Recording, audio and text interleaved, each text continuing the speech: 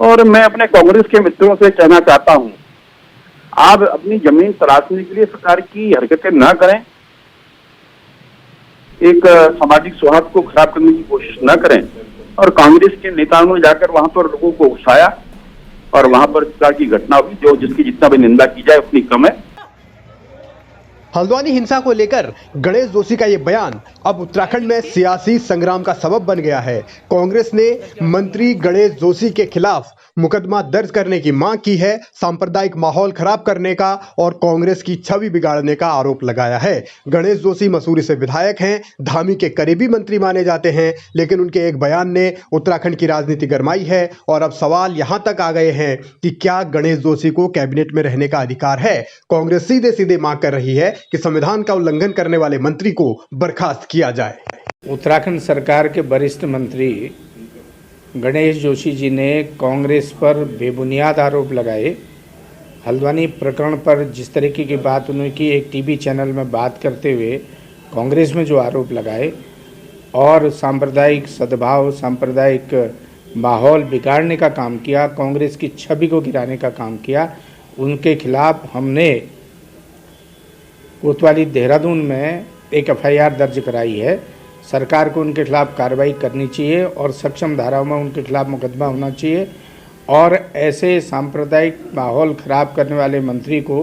तत्काल बर्खास्त करना चाहिए। इस मांग को भी हमने मुख्यमंत्री से कहा है, मुख्यमंत्री से निवेदन किया है और हमने देहरादून प्रशासन से ये कहा है कि ऐसे मंत्री के खिलाफ जो सरकार में रहते हुए जिसने संविधान की शपथ ली हो, अगर वो संविधान के विरुद्ध बात करता हो, एक राजनीतिक पार्टी को बदनाम करने की नीयत से बयान देता हो, तत्काल प्रभाव से उसके खिलाफ अपराधी धाराओं में मुकदमा दर्ज करने की मांग हमने देहरादून कोतवाली में की है।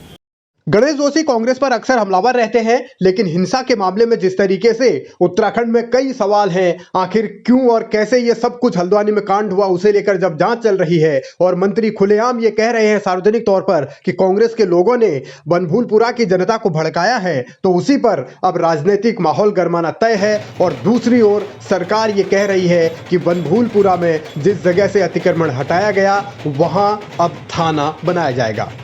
भाइयों बहनों, ये जो बनभूलपुरा है, ये बनभूलपुरा में जो एक बगीचा था, जो अतिक्रमण, जिस पर अतिक्रमण था, उस अतिक्रमण को हटाया गया है, जिसमें कई एकड़ भूमि निकली है। वो भूमि जहां पर आगजनी हुई है, जहां पर पथराव हुआ है, जहां पर उपद्रव किया गया है, जहां हमारे पुलिस कर्मियों के साथ सारे कानून को तोड़ने का काम किया है, पत्रकार भाइयों को भी आग में झोंकने का काम किया है, मैं आज इस मां गंगा के पवित्र तट से घोषणा करता हूं कि उस स्थान पर पुलिस का थाना बनाया जाएगा।